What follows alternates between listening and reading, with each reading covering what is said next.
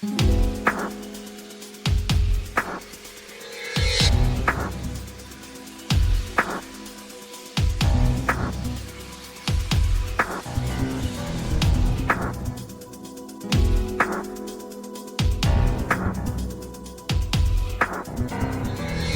everybody, this is Brad Bruce and I am here with Jase Marsiglia. And you're listening to the 5195 podcast. Phone at it. Phone at coast to coast. Coast to coast. Phone at it. I love the phone at it. Yeah. It's like you'll say phone at it, but you won't say back at it when you're here. It's because it's, well, you know. I know. I think I love it. It's funny. It's a little treat I give you every now and again. I like to dangle the carrot. Exactly. And speaking of dangling, how you doing, man? I'm okay. Just chilling, man. Here we are. What is it? New Year's Eve? Yeah, it is. The 31st. It's New Year's Eve as we speak. And everyone here wishes you a very happy New Year's. Likewise, as well. Yeah. It's been a hell of a year. It has been good, bad, and otherwise. Yes. I mean, it's been an experience. To say the least. Yep. What were you saying? You asked a question? I was going to ask you if you're a subscriber to the whole New Year, New Me stuff. Fuck no. Me neither. I don't know about you. It's weird because this is just me, but it's like if I set that, like I like setting goals for myself, but I don't like being beholden to a new year. You know what I mean? Like if I make it a resolution, I'm bound to break it. Of course. Whereas on January 17th, I could be like, you know what? I'm going to start going for walks. Absolutely. Okay, there you go. It's not because, oh my God, the clock struck midnight. I got to be a new person. Right. And, yeah. You know, I've noticed over the years when I do that, when I was doing that as a younger man, I felt more pressure to stick to it than I would if I just decided one day to do better.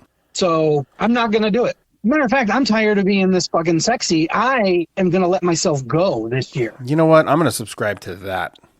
I'm just going to have a good smackable belly. Yeah. You know, a nice little cushion to put my nachos on. Isn't the dad bod a thing now? I mean, you know what? It could be, but I think it's just clickbait to get you to subscribe to an OnlyFans. Yeah, you know, they're just like, oh, dad bods. If you've got a dad bod, sign up. Yeah. I'm like, if I bumped into you on the street, you'd be like, ew. Yeah. One day, I think that fat guy just looked at my butt. Great. I thought you were dad bods. You know, the one thing that I do like to try is I will try to set out to just try new things throughout the year. Yeah. Versus like this fucking just crazy, just super strict regimen of like, you got to do this. You got to fucking eat right. You got to exercise more. You got to, you know what I mean? It's like, no, dude, come on, be realistic. Like, no, I don't care. Like these people that do this shit and actually go through it, they're not human.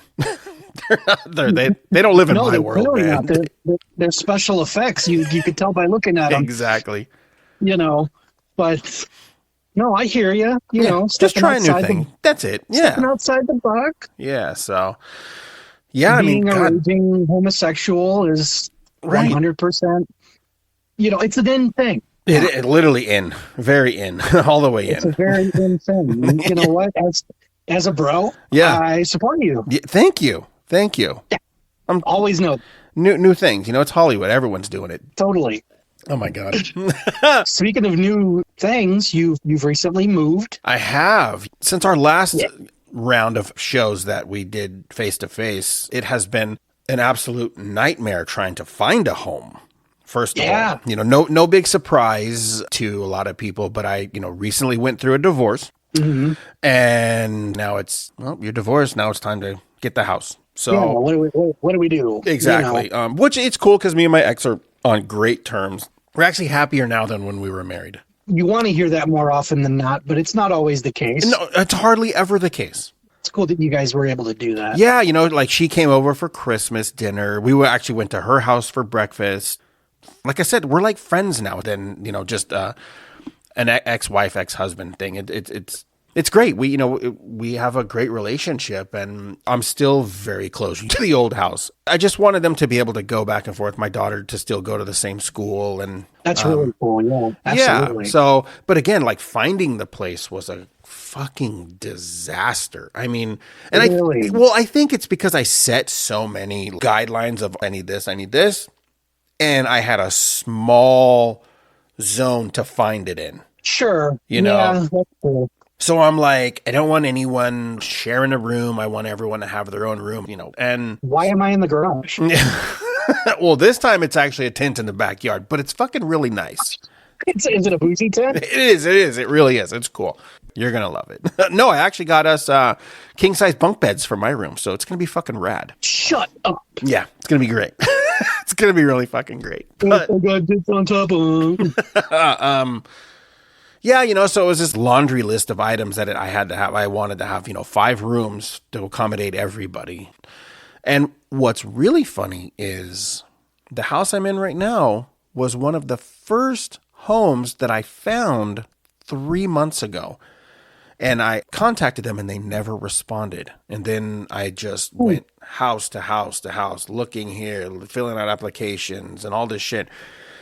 And then what had happened about a week and a half before Thanksgiving, they hit me up and they're like, the house is still available if you'd like to go look at it. Oh, okay. And I was like, whoa, what the fuck? I was like, okay. Because that's the one I wanted because it was like actually close to my ex's house. Yeah.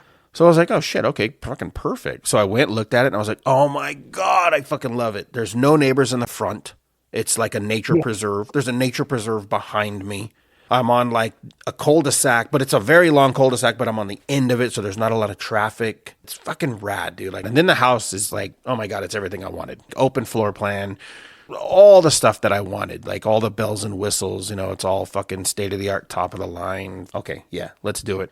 And, talk to the landlord and I told him, I was like, look, I want to buy within a year. And he's like, that's fucking great because I want to sell within a year. Oh my God, that's fucking perfect then.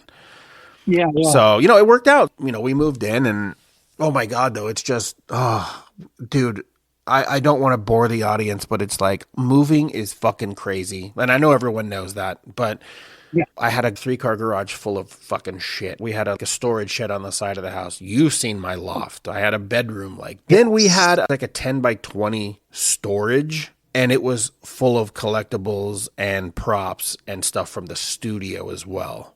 You didn't keep the storage? Gone. Okay. Got rid of it. So you were able to stash all that stuff. I feel like a chicken with its head cut off. I'm just going in circles and circles and circles trying to fucking put out little fires of, okay, fix this, put this together. And then, oh my God, it's crazy. And I know it's normal shit, but where I'm at right now today, I'm actually comfortable. I'm happy that now the little things that I'm doing are like, okay, it's not a big deal, it's cool. Yeah, I mean, aside from that, it's just that and then developing stuff and I got some pretty cool stuff going with a guy from Warner Brothers, which I told you about. I'm going to be signing contracts probably within the next couple days on that to get the Vinyl Redemption out there.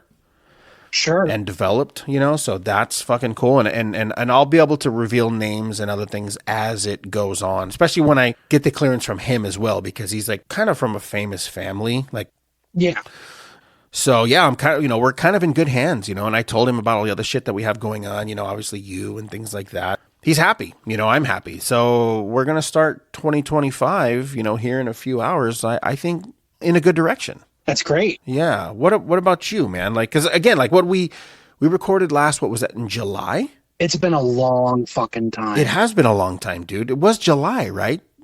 It was. The end of July. We were trying to set something up for September, October, and it fell through. Yeah. And yeah, we luckily had just enough in the coffers there to bridge. Yeah. But yeah, we weren't able to supplant any shows, and that's why we're on the phone. Exactly. And I'm a couple weeks out from flying out, so that'll be good. But you're right, we haven't really recorded anything in like half a year, and a lot's gone down. Movies have been released, and like you said, you got changes, at home and all this. And it's been wild. It has. So, but yeah, I've mostly just been working and trying to write in between all that, which is not easy at all. No, it's not. No, I mean, people, thankfully, our pool of listeners is either really shy or we just don't have that much. But nobody's really bugged me about the Western, thank Christ, because I've probably only written like a quarter of it so far. Yeah. But that's been jumping between the Western, the dark web one I was working on, and the comedy. Right. And those have been like, when I get a second to breathe, I knock out 4 or 5 pages, maybe 10, 20 if I'm lucky, and just kind of hopping where each one feels right to continue. Yeah. And that's something that other writers will understand, where you're like, today doesn't feel like a Western day. You know what I mean? I'm in kind of a mood, so I think I'm going to go dark. Or today I've been in a funny mood, maybe I'll do some comedy stuff. Yeah. And it's, you kind of got to go with the flow, because when you don't, it shows in the work. Of course. And you don't want to steer the work into a direction that it's not supposed to go. Mm-hmm. Lately, I think because we didn't work out the last trip, maybe because of winter, maybe because of the cold, I've been in a mood, and I've put more effort into the dark web one. And that one's the one that's kind of coming along right now. Okay. So that one is getting disturbing, to say the least. I've gone, we've talked here and there where I've said, I'm not sure I should take it where I'm taking it. And you're like, you should.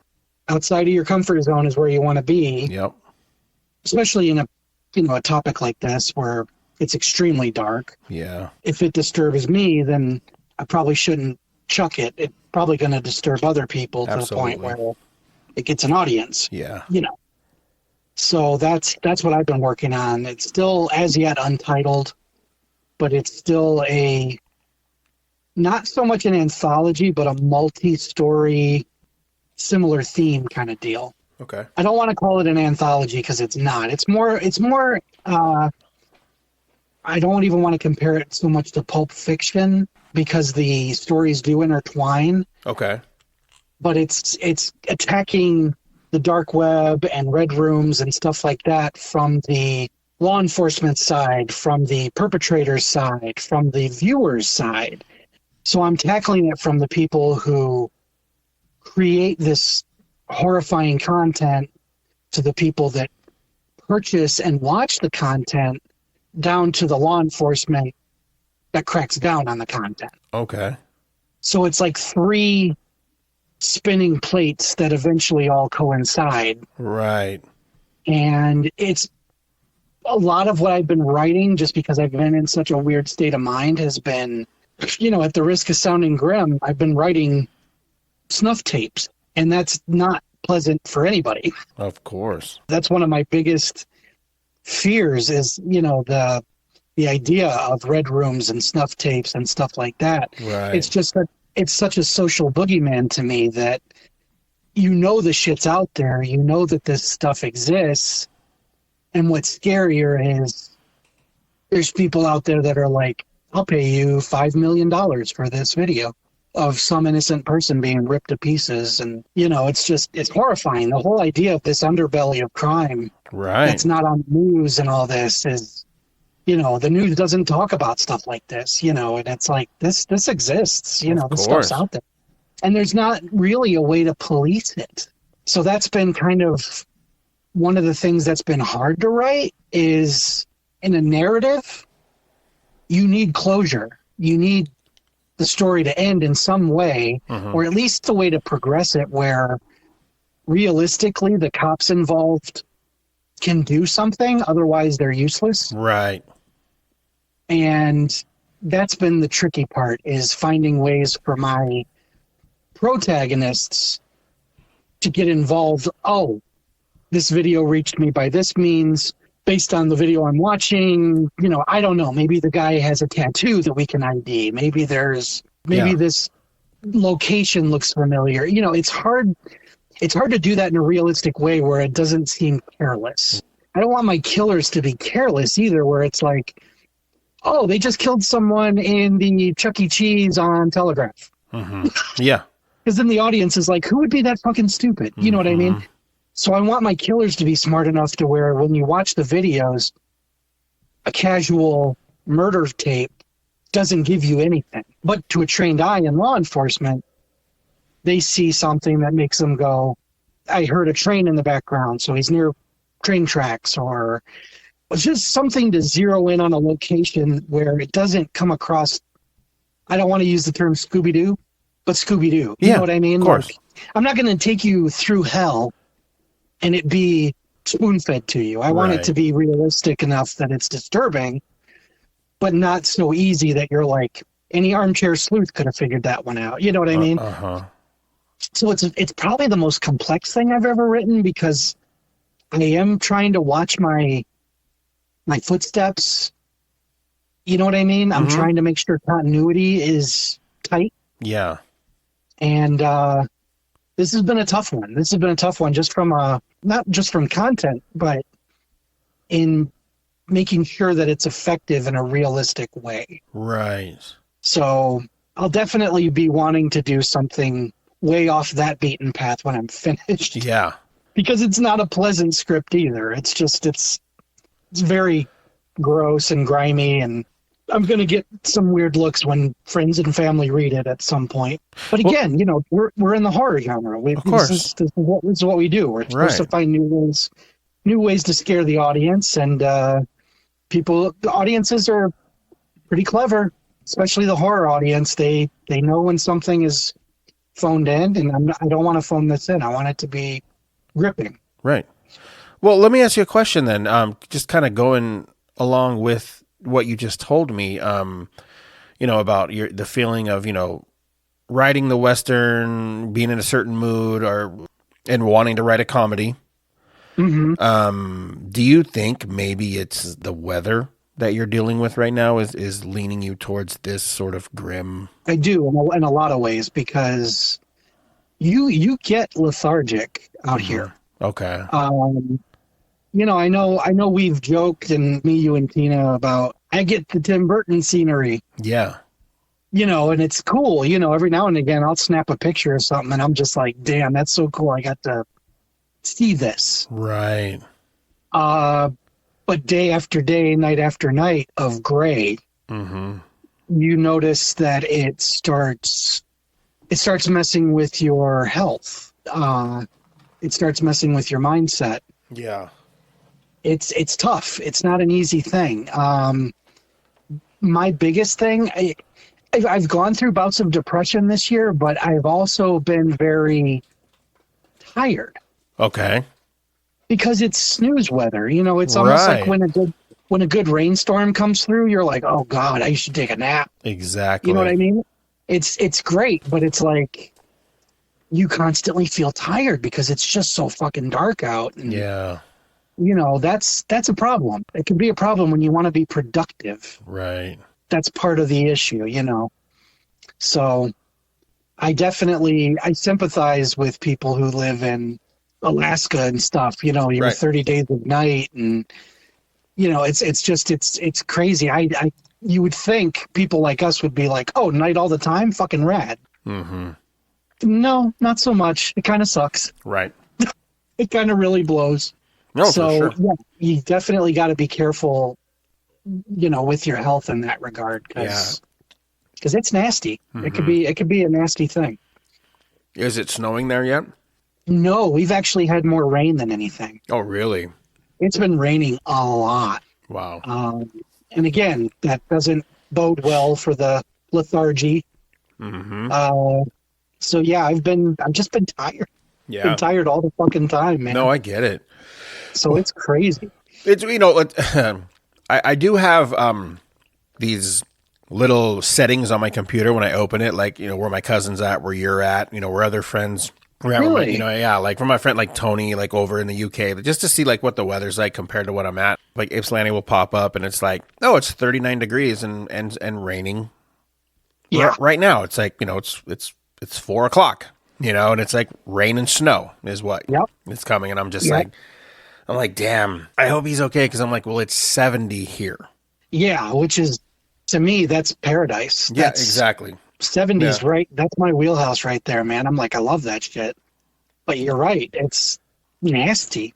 Some days you don't notice it so much, but it really works its way into your joints and your brain. And of course, it's strange. It's definitely not easy to stay productive in that regard. I could see how that would be a challenge. I really do, because there are times here when it rains in California, which is very rare. We've had those storms that come through and it's raining for like 7-8 days, and I'm like, I kind of want to see the sun.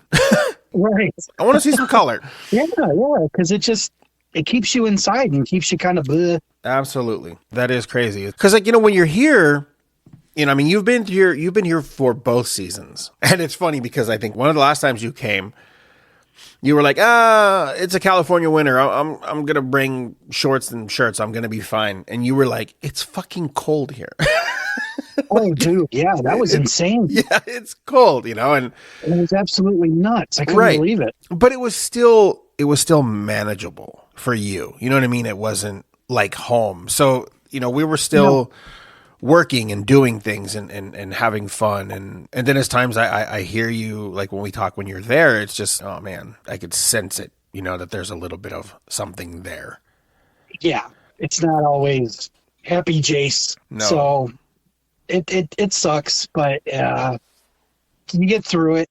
And I think that the next trip will be good for me, especially. Yeah. Just to escape it for a little while. Right. But yeah, it's a tricky thing. For sure. How could it not be? I'm not going to sit here and say I fully understand it, but I grasp some of what you're talking about. Absolutely. So it's like I can see why you would rather write something dark and a little more sinister versus something happy and light and fun, or even actiony, Western. I can see it. Absolutely. Yeah, no, it definitely plays on your creativity. And if you can wield it, right, as long as you don't let it drag you to the floor. And I've been there too. Yeah. Yeah, for sure. I'm just like, I need to go right, but fuck it. I just don't feel like it. You know what I mean? Now, granted, this is speaking as someone who we're just doing our own thing. It's not indicative of an assignment. Mm-hmm. Obviously, you batten down and you do the work when it's assigned of you. Yeah. But yeah, like us just doing our own thing, no deadlines. It's easier to just be like, meh. Speaking of that, I did throw a job your way. Yes. Doing some ghostwriting. I'm not gonna say it's fun, but it's like there's pros and cons to it. Yes. We're not pulling the stuff, from the ether. We're just tightening and trimming and shaping stuff that's already there and adding to. Again, we haven't really talked about it too much since I had given you that project, and I had since received it, and I was curious how it was received on your end doing this type of work. Because a little harder than I expected. Okay. And the only reason I say that, and here's the thing, when you're ghostwriting, you do get certain instructions. There's going to be cases where a producer's asking you to punch it up. Right. I like what's on paper, but I want it better, so improve it. Mm-hmm. Cool. You kind of get a license to tweak. Right. This was not that case. This was, I need somebody to help me format, essentially. And the hardest part for me was finding instances where I'm like, it would be really cool if this person did this. Yeah. Or I see where they're going with this, and then they didn't go there. And you're like, oh. So seeing missed opportunities and having to just be like, nope, shut your mouth, just keep moving. That was surprisingly tough. And that's not something I've ever had. I've never experienced that. Because most of the ghostwriting I've done, if you want to call it that, people have asked me, could you make it make it funnier, make it scarier, whatever, you know. Yeah. And I kind of get a little bit of a license to drive. You know, I'm allowed to steer a little bit. This was like, I wasn't connecting with the material. And when I was like, you should do this. Oh my God, you should totally fucking do this. And then they don't. And you're like, oh, okay, all right. Well, and you have to stamp down the urge to improve something, you know, and, of course. and not even in a way that you're like, this fucking sucks. Why aren't you a good writer? Yeah. It's more like, dude, I could kick this in the air for you right here. I could do something right here that will fucking launch it into another echelon. If you just let me do it. And you can't in this case. This is that form of ghostwriting where they know what they liked. They have it on paper, what they want, and that's it. You make sure that the T's are crossed, the I's are dotted, and we move on. And that was a different experience for me, because it was just like, fuck, I want to improve this line, or this would be a great spot for a twist, whatever, you know what I mean? And it's like, that's me fighting against the seatbelt. I'm like, fuck, I can't. Yeah. So that was tough, and especially because I didn't connect with the material. It wasn't my bag, I guess you could say, not my genre, but it was definitely an experience. It was something. And the thing is, it's nothing. Like I said, if you got more, shoot it my way, man. Yeah. Because to me, this is practice. Right. This is practice for big studios that. Oh, hey, I know you're not a fan of Freddy Got Fingered, but I need you to punch up this sequel we're writing. Exactly. And I go, God damn it. Yeah. Yeah. You know, and Let's that's why I didn't really give you too many like instructions. This is what we're doing, because I really wanted to see where your process was during this. You know what I mean? Like, I wanted to see, like, when I got the material back, you know, and like I read it, I was like, okay, cool. Yeah. He definitely did what he was supposed to do. He formatted a film. It's completely industry standard. That's great. Yeah. Which I guess I should ask, what did you get out of it from me? Like, because if this was like an effort to kick my tires in that regard, what did you see or not see that you were kind of like, yeah, he could probably stop doing that right there. No, 100%, you know, and that's just the creative type inside of me and you know, because it's like, yeah, we can write a script, that's for sure, but we can also develop shit and create some really good stuff.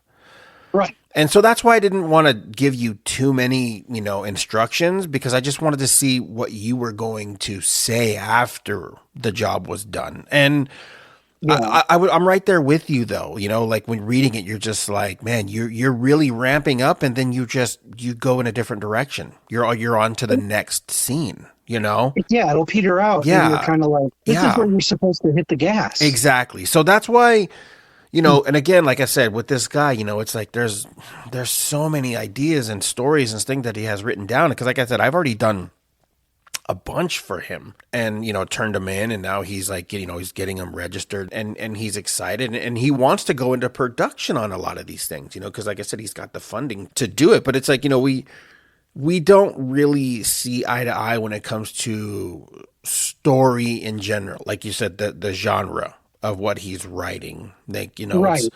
I'm not saying it's bad. The stories are very creative and very inventive, and I could get behind it. And, like, you know, I would watch this if it came out. I'd be like, yeah, I'd check this out. I like this kind of shit, but I don't write this kind of material, you know. But I'm not hating on it. I'm like, I see the potential and the story and everything that's there. I see a fan base for this material. People would want this, you know, because again, yeah, money is great, but I'm not just going to do stuff if I'm not, you know, at least interested in the material. You know what I mean? Like, to a degree. Yeah. Because it's, you know, I mean, I feel like my biggest hard stop would just be something completely disagreeable where I'm like, no. But no, absolutely. You have to be genre fluid. Yes. If that's even a term, because it is today. because it's, that's the business. You could be a hired gun on something that you have absolutely no interest in. Of course, I've done it for years. And, yeah, that's a paycheck. Though. That's absolutely, that's how you earn. Not just that, but turning it down. You keep going. No, right? No.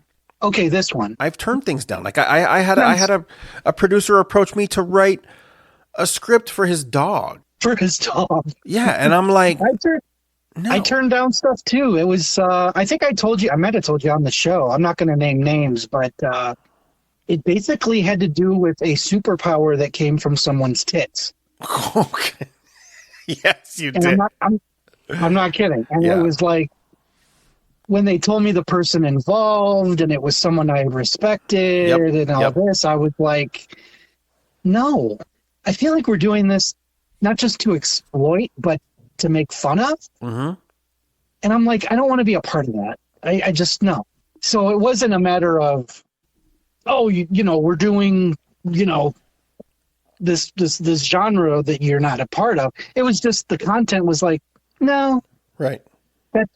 I'm not about that. I'm not about that type of cheap exploitation. And if I was, it would be in a Naked Gun-esque grindhousey way where there's a wink and a nod to it. This didn't sound like that. This sounded like, no, this is going to be a new superhero. And I'm like, the fuck it is. To this day, I've not seen it materialize. That's probably a good thing. Yeah, but it's just one of those deals where I worry. And you can tell me if this is true or not, but it's almost like when you're at a temp agency for us 9-to-5 people, they found you a job, but you said no. Okay. Yeah. Then you said no to the second one. At some point, they're going to be like, he just turns everything down. I'm not even going to call him. I imagine that's got to be part of it. You know what I mean? Part of it. So you have to be, like I said, sort of genre fluid where I do like just about everything. Yeah. I don't know if I'd be the guy to approach to write a musical. I don't know if I'd be the guy to approach to do a romantic comedy, but I like enough of some of these that I could give you my take and you may not buy it. And that happens sometimes too, where they hire you, they pay you to do it. The money's yours, but they're not going to use it. Right. Because you drop the ball, and to them it's a waste of money, but you got paid. Exactly. You tried, Absolutely. That's the thing. I have to, I want to practice this enough to where I'm kind of like jack of all trades, to where something comes at me, I'm kind of like, yeah, I know what I could do with this. I could do something with that. I also need more practice on the don't do anything at all, just format this fucker. Mm-hmm. I got to know when to tamp down that creative urge to make something extra. Of course. Yeah. And because we do that shit anyway. We're just as film goers, we go to the movies and go, why didn't they do this? Why didn't they do that? And it's tough because you're like, I get to play in the sandbox. I get to create here, and fuck, my hands are tied. I can't build. So it's tough. So yeah, it is. And hopefully, at least on that note, I did adequate. No, you did. You did a great job on the script. You really did. And Cool. I will say, for the future, now that I kind of heard where you're coming from on this stuff, like, so when I send you another one, just a piece of advice, what I do is this. Like, I put a notepad next to me. Yeah. And I'll just do, like, let's just say, scene 9. It would be cool if this happened instead of that, or you could do this instead of that. Just a quick couple sentences. You don't got to go into great detail, and just write them down. That way, then when you give the script, then you give, here you go, here's your script. And then, you know what, here's some notes that you can take into consideration to make it better. Sure. That's why I was able to get more jobs doing that. Sure. Because it's like they would give me the script and they're like, okay, I want you to make more jokes, make it funny, which I'm like, yeah, for sure. So it's like go in and make a couple jokes. But then reading the script, I'm like, there's a cool moment here that could actually level up the whole story. Wow, yeah. That they didn't see. So I would just be like, you know what? Hey, on scene 20, this happens. But if you tweak this, it'll change the whole dynamic and there's no continuity messing up and it'll actually make more sense. And again, it's just a couple of sentences. It's not an extra added whole assignment to the thing. But what you're doing is you're kind of creating some job security with these people. Okay. Yeah, I can see that. So you're just turning in a couple of like, okay, here's your script. Fucking great. Love it. You always say that. Then you're like, but here's some ideas from a fan, from a writer. Right. Here's my idea. Here's my thoughts on how you could make your story better. And hey, take or leave it. Right. Here you go. And I'll be honest with you, the majority of the people take them and go, oh, I see that now. Okay, great. That's awesome. And then it comes around where it's like, you know what? I think I want to give him another script. So it kind of opens up the door to collaboration in a sense. It really does. It really does. And a longevity of a job. That's why I was able to do it for so long. Because sure. When I learned about this, like I said, I was waiting on an actor with a manager, and he had a script, and I was just like, "What's going on?" And that's when he's like, "Oh, we're trying to get this guy to punch this up," and I was like, "Are you kidding me?" And so pretty much from that point on, I had always wrote down a couple of lines, where I think could make sense, but that's actually after I've read the script a couple of times. Sure. I will say this. I'm not saying 100% for sure. I'm really not. I don't know because I'm just going to approach him with this. But there might be a potential for a rewrite. And if you want to jump on board, you can. If not, I fully understand. But I'm also, I'm actually looking into mentioning to him that this should be split into 2 films. That we might be able to find a point to just hit that hard end, and then just add a few more pages to in between to be able to pad them to where we have like a good 90 pages each one. You know what I mean? Yeah, yeah. And then that's more work for us, and it's like now cool. He has 2 scripts because I'm like, I'm sorry, but no, it's beyond ambition. It's fucking insanity to take. I'm not going to give a page count, but it's just like, Jesus Christ. Because I'll be honest with you, when you gave me the script, I was expecting more pages than what I got.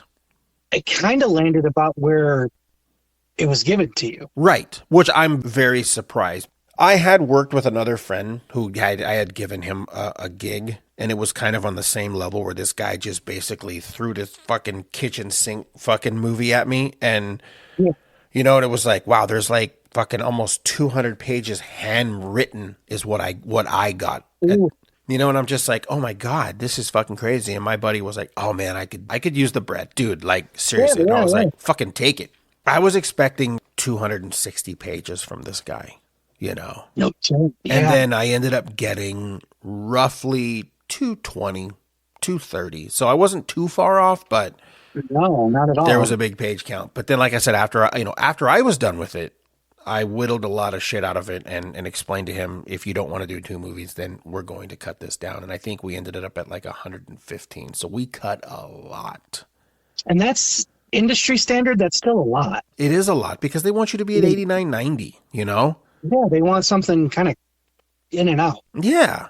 So that's why I was like, I'm going to talk to him and see what he thinks about maybe adding some pages and just turn this into 2 features.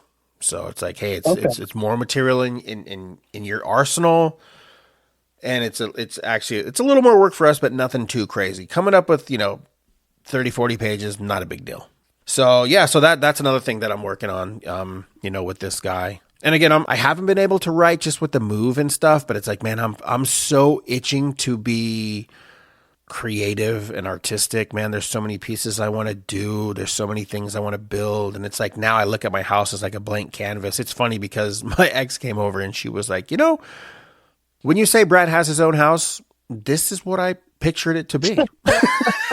This is on point. Yeah. That's what I expected. It's literally, it's my house is my loft over at the old house. Which is great. Yeah. I mean, you walk into the front door and you have a library of horror books, and then you have a creep show booth and an electric chair, Yep. And then there's like a full-size Michael Myers. And then in my living room, there's like a wall of Universal Monsters posters and film reels. And there's a full-size Frank the Bunny in the corner. Yep. In my kitchen, there's a retro TV that plays horror movies, There's there's fucking all kinds of Universal Studios fucking bullshit that I get from over the years all across my kitchen cabinets. There's vintage Halloween trick-or-treat buckets from the 40s and 50s up on top of my cabinets. It just keeps going, dude. My room is all Universal Monsters. My bathroom is Creature. Yep. Yeah, so it's like, doing that, I haven't had time to write and be creative, but it's like, man, I have so many things on my board that I want to tackle that it's great that I now feel like over the next week or so, maybe 2 weeks, I should be completely done with the house and we can just work and live here now, Yeah. So I'll be able to get back into it because there's a couple of my own scripts that I want to write. And of course, I'll take time to write for this guy because, well, he's paying me. So that's a job. So it's like, that's a job. Yeah. I have to carve out time to write, for him. And that's the deal, because again, it's like, your turnaround was way better than I thought it was going to be, honestly, because oh, for real? Yeah, because it's very tricky, man. This business, this ghostwriting stuff is very tricky, especially on our level, what we do, because I kind of just like haphazardly stumbled into this shit and kind of created something out of it. But it's like, I've worked with a couple of other writers and I've given a guy a script and like 4 months later, I'm just like, bro, can I have the script back? Because you're not done. What are you doing? Yeah. Like, what are you doing? I have people pissed off at me because of you. I never expected a give up. I just expected you to be like, you know what? I'm trying to find my groove and it's taken me longer than I thought, which I'm like, cool, dude. Don't worry about it. Don't worry about it. But I never got that. It was just like, life is what's getting in the way. And I guess not even to a bad degree. No, not at all. That's cool. That means in the thick of the woods, I wasn't aware that I was still adhering to a schedule. Yeah, you were, which was great. What I mean? Yeah. So I was sticking to it. And the thing is, I was able to do this like up in the dining room with my family around. Yeah. So I was able to spend time with my family, even though I'm kind of clacking away. Yeah. Because again, when the assignment is don't improve, just dictate. Absolutely. I'm not worried about creativity so much. I'm just like, okay, you're almost kind of doing your homework. Yeah. TV's on, kids are popping in now and again. It's just and work. I was able to knock it out. Yeah, and I was able to. I didn't have to sacrifice family time. Right. Whereas when I am working on my shit and I really need to batten down and create something from nothing, that's different. I do need to be by myself. I need a certain element, of unless of course like I'm collaborating, like when you and I were working on vinyl, that's you're bouncing ideas across the table and joking around and shit. That's totally different. But when I'm working alone, I do need that silence. I need that. I got to go downstairs for a couple hours, guys. I'm sorry. Absolutely. So that's my thing with that. But yeah, this project, I was able to do it in a decent amount of time and not sacrifice anything. Right. So that was nice. That was cool to do. Good. Cool. Well, yeah, there'll be more coming. Good. Yeah. No, I'm totally open, dude. So, okay. Sweet. And I'll do the same too, where you're like, if an idea comes up, just jot it down, see if they're receptive. That's really going to, because just collaborating with you on a couple of projects in the past and creating, stuff with you. I wholeheartedly 100% trust in your ability, to do that. It's going to be for the better, of the script. Sure. Because again, there's been people that I've worked with doing this, and I was like, why did I do this? why did I give this to them? They just weren't getting it. They weren't getting it. But also too, and again, this is not to knock anyone that's ever went to school for this stuff, but they were just film school, graduates. And it's like, this is our film school is, sitting on our shelves and, in our homes, with all of these movies and things that we've loved and watched for so many years. I think that's where our true film school came from, and just 100%. Yeah. So that's why, man, when I gave this to you, I was like, okay, there was a small part of me that was hoping I was going to get that, but I wasn't shocked that I didn't, because I knew where you were coming from of like, nope, I'm just going to write this shit down and give it to him and fucking go on to the next one. And I also didn't want to tell you that because I didn't want to add any more to a new experience for you. I kind of wanted you to just figure it out on your own. And you did. You did it marvelously. You really did. Cool. I'm glad that it worked out that way. Yeah. So don't be surprised if I'm like, okay, here's the script. If you want to give me some notes, maybe I can get you a second draft for him to do and, fucking put some more coin in your pocket. So right. Yeah. No, I'm totally down. Okay. Cool. Absolutely. But yeah, man, I mean, aside from that, we're going to be doing the next few shows via phone in, coast to coast shit. Yep. Until you land. So until I land. And this was just a freestyle, get it all out. What's going on? Yeah. Just a quick catch up. So, which is cool. People seem to dig those too, just because we're riffing. Yeah, and like I said, I always get excited when we do these because I know the next ones you're here.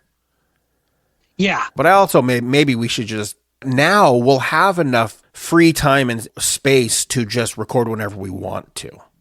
Right, which we get enough topics, which I'm sure we'll have. Oh my God, I have a list, dude. I actually have a fucking list of topics for this next Do you really? run. Okay, yeah, good. so I've been throwing a few at you. yes, but yeah. Not a whole hell of a lot.